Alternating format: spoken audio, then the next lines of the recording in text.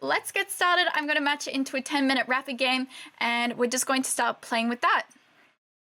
So, our opponent straight away pre-moves knight f3. And knight f3 is a nice flexible move, and it's actually something that I was not expecting to see at this level. I mean, most plays at the beginner levels, e4 and d4.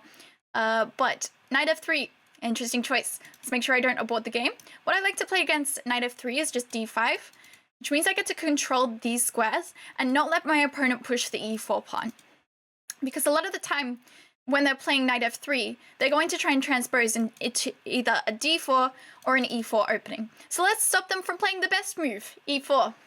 Some might argue that d4 is a better move, but, you know, let's not go with that. So I'm just going to play symmetrically here and bring this knight out to the center also. And now we both have some pawns in the center, and they've played e3. They're planning to get their light square bishop out, maybe to e2 or d3, and castle over here. Okay. So here, I'm going to decide what I want to play, because I could either go for something like c5, which is a little bit crazy. I could copy them with the e6. I could also go bishop to f5. And I'm thinking about bishop f5 here. Seems like an active square for my bishop to go. Also, they haven't pushed the c4 pawn yet, so queen b3 is impossible, but maybe bishop f5. Okay, let's go with bishop f5 here. So it's almost like we're playing an upside down London. If you think of it this way, we're bringing the bishop out to the f5 square. We played d5 and knight f6. Yeah, they're playing very fast in the opening.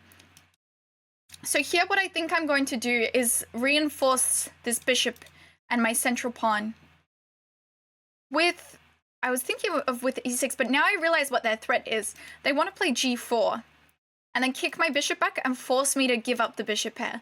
So what I'm thinking is here maybe I play h6 and ensure that my bishop can go back. Okay. Now they bring their bishop out. I think we'll go for a trade.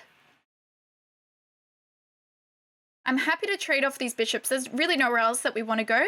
So let's just trade off these bishops.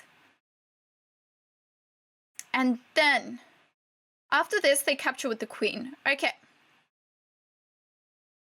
So I'm thinking about knight to d7. And I'm also thinking about c5. I want to play both of these moves eventually. Let's start with the e6 though, just sort of get this solid structure in the center. Now that we've traded off our bishops, we don't have to worry about a bishop getting stuck.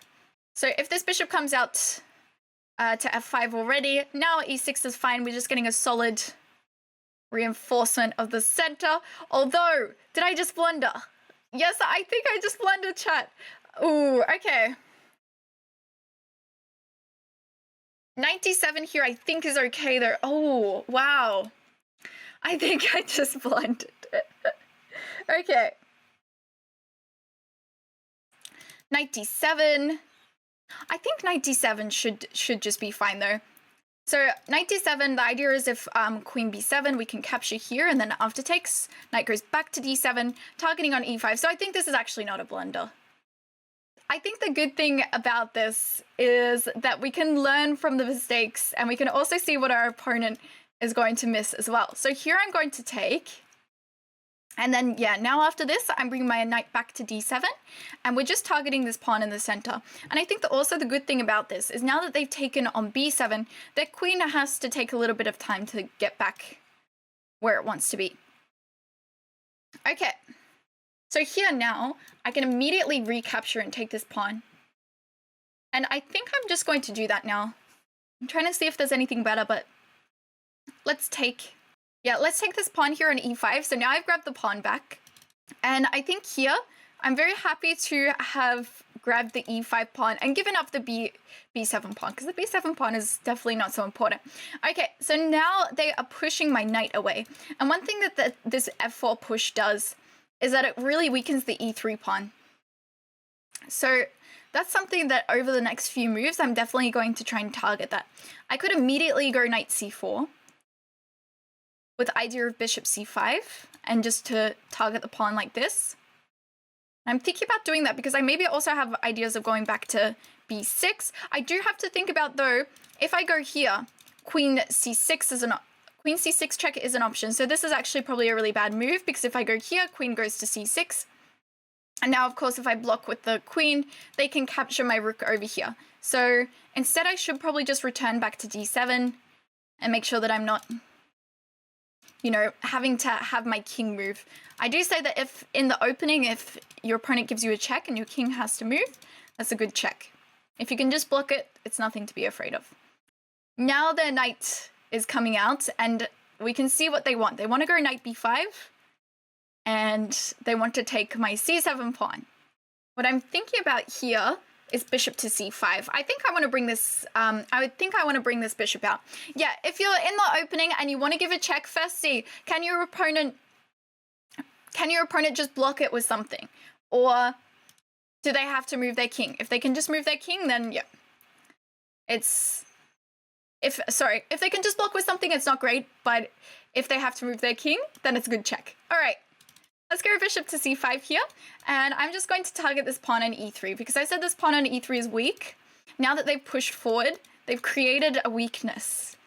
This pawn now doesn't have much defense. And I thought also with bishop c5, my other idea was that I can retreat this bishop to b6, right? Because their plan is to go here and they want to take my pawn and give a fork. But now I'm going to go bishop b6. And now my bishop not only targets this weak pawn, but also defends the c7 pawn. And next the plan is just to castle. Yeah, I mean, at this level, a lot of people just play very quickly in the opening. They'll know a lot of opening moves, but then at some point... Now, I am thinking, chat. So, they're planning on pushing here. That's what they want.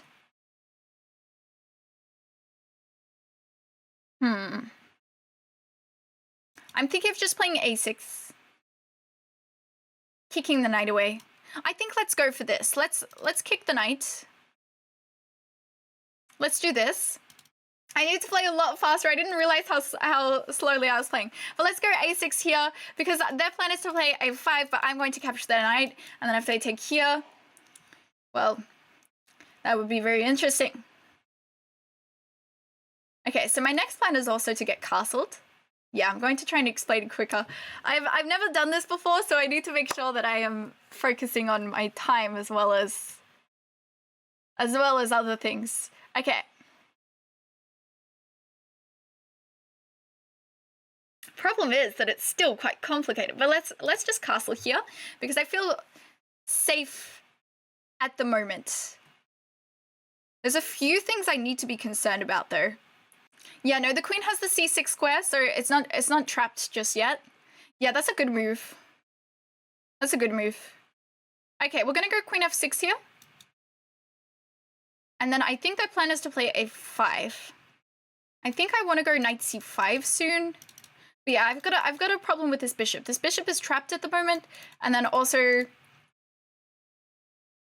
c7 is under pressure. So we've got some pressure on b2 as well. So at the moment, they can't actually move that bishop anywhere. Ooh, okay, so they blunder here. And this is their first blunder of the game, which is great because what we were setting up before is limiting all the squares of the queen. And before, my opponent could move that queen to c6 after knight c5. But now, after knight c5, here, they put their knight on c6. So they can't actually move their queen there anymore. So now we're going to be winning some material. They can trade down and get a rook and a piece for the queen, so it's really not over yet, but let's see. So yeah, if they wanted to save the queen, they could go for knight e7, and then after I take, queen c6, but probably that would just lose a piece in the end after I play bishop to a7. I mean, the opening was tough, but we have won the queen.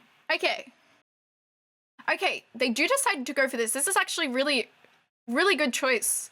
Great evaluation by the 400 here, deciding that they're going to give up the queen for a rook and a piece. So of course I will be definitely better in the end here. But making the decision to trade off this way is really smart. So yeah, there's still something worth playing for here. If you're in this kind of position and you can get a rook and a piece for a queen, I mean, it's not all over. Obviously the side with the queen's going to be happier, but it's definitely not all over. Okay, so they're bringing their knight out now. Let's try and play a little bit faster. I wanted knight e4, but then they can bring their knight to d7, attacking my b6 pawn. So I think let's just maybe move the queen. I'm also thinking about this still. Knight d7, queen d... Yeah, I guess if knight d7, queen d8. Let's go here. My time is very low, so let's make sure that I don't get flagged. All right. I'll try and play a little bit faster now. I just want to make sure that I'm playing accurately.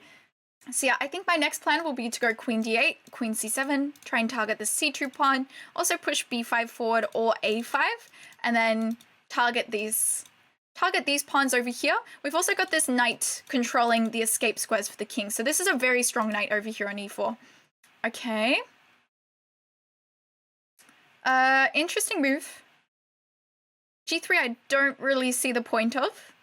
So let's just play queen d8, go ahead with our plan. Try and reroute up to c7 and infiltrate on this second rank.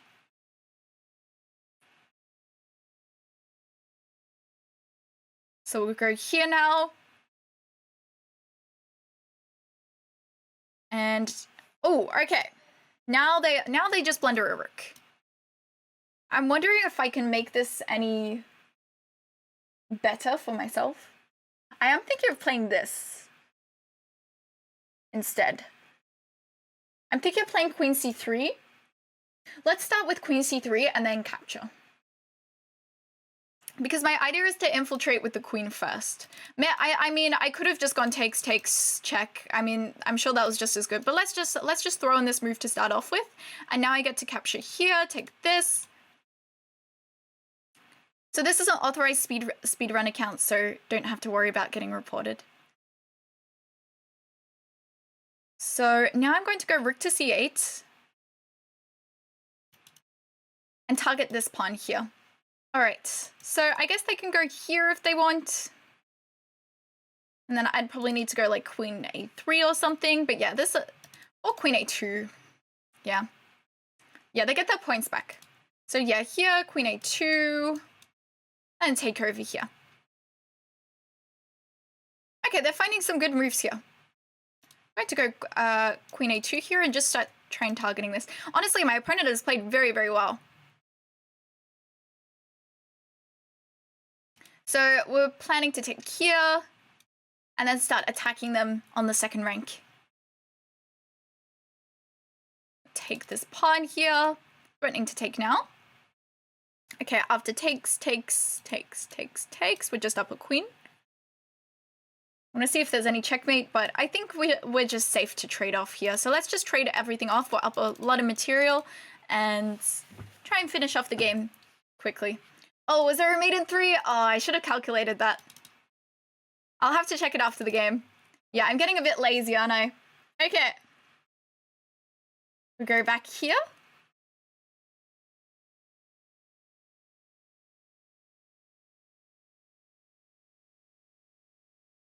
Check. Blocks. Check. I'm trying to find cool checkmates, but it's just not happening. Let's just take here. All right. So yeah, we'll just check and mate them very soon.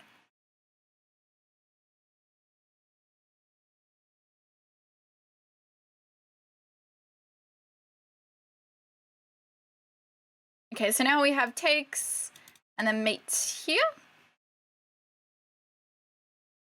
So we have checkmate over here. All right, GG's.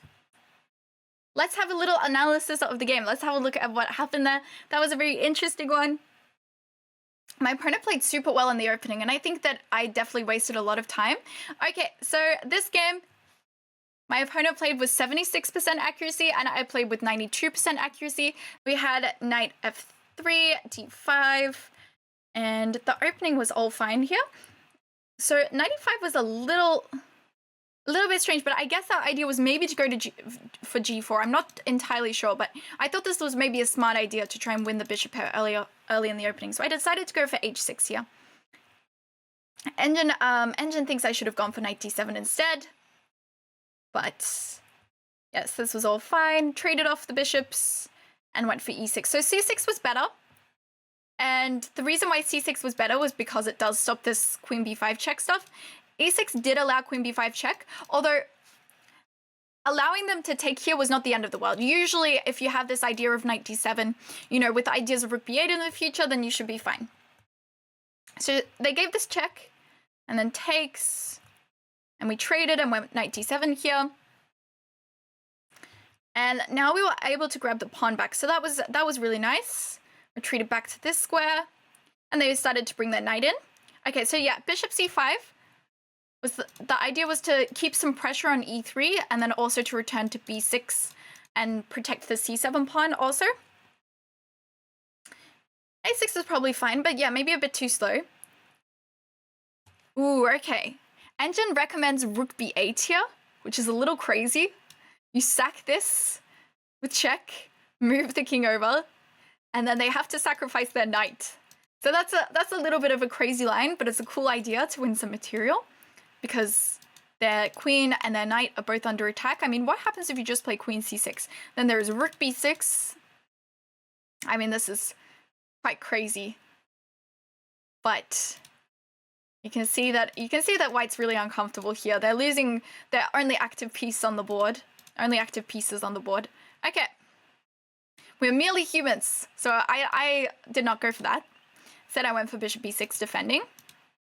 And yep, then we went a6, kicking the knight. And yeah, they retreated it to a nice square. You know, so I was honestly expecting maybe they could fall into this trap of taking here. Because then if takes and takes... Wait, is rook... Oh, that's actually crazy. I didn't even see this. I was thinking it takes and takes, I just win the rook here, but there's takes on c7. This is something I didn't even calculate. That's amazing. Okay, if we went into that, that would have been super awesome. Okay, lots of stuff I missed there. Okay, so then the knight came attacking my queen, and this was the big mistake I think for my opponent, because their queen was already a little bit awkward, and I wanted to go knight c5 and trap the queen, but they could escape. They could escape out to the c6 square, which was always annoying. And even though this looked nice, it looked like, okay, I'm getting the knight in and I'm attacking the queen, I'm threatening to come in and check with e7. It did actually just sort of completely suffocate their queen, where it has no escape squares now. So now after they push here, knight c5. And my opponent found the best continuation, which is really nice. They calculated well here, they captured, and they got a rook and a piece for the queen. So this was really nice calculation. It would always feel a little bit scary in that line when you're like, oh my gosh, I'm losing my queen, but they found a way to play on. Then after knight e4, they played g3. And then I think from here, maybe they started to feel a little bit less hope for the game, so they were not playing the most accurately. They blended the pawn. I mean, here I kind of knew that taking straight away was better, but I thought I would try and infiltrate with the queen and also target this over here. Of course, it's all winning. I just wanted to keep pressure on all the pieces. They move over this way, then I capture, and then soon I miss a mate in 3, according to chat. Queen a2, and now we're just capturing a bunch of stuff. So this is where chat said there was mate in 3. Where was the mate in 3, chat? Okay, that's kind of funny. Because chess.com is like, knight takes d2 is the best move, minus 38. Then I play knight takes d2, and they're like, nope, that's an inaccuracy. That's inaccurate. Okay, so that was no mate in 3. Chat lied to me. Okay. So takes, alleged mate in 9 with 94, which is what I played. And then takes. Okay, I did actually mate in the fastest way. Okay, that's cool. I was very worried that I missed a checkmate there, but that was an interesting game. I hope you guys enjoyed that one. It was a little bit I was a little bit surprised and caught off guard that my opponent played knight f3. I mean, I thought that honestly we wouldn't see knight f3 until a little bit higher than this. It's such a rare opening at all levels, but my opponent played that setup extremely well. But this is a nice setup that you can play against knight f3 if you're not super familiar. A lot of people see a move like this and be like, what the heck is this move? What is this? Why are you bringing out your knight? Why aren't you pushing one of these pawns? Well, you can just play basically a reverse London. That's what I call it. It's like an upside down London. If you imagine that in the London system, you have the bishop here and the pawn coming here, you play in a London upside down. We bring the bishop to f5, play e6, and try and get this triangle sort of structure. And it's actually quite a strong way to play against this kind of setup. Now here, obviously, I didn't play the best in the opening, but yeah, we found some nice ways to exploit our opponent's mistakes. But overall, they played super well. And yeah, no, they had some strategy, good calculation, and their opening was great. So well played to my opponent. I mean, I think that there's a lot more congratulations to say to my opponent in this game rather than myself, because I played against someone a lot lower than me, whereas my opponent unknowingly played against someone much higher and really put up a good fight there. So well played.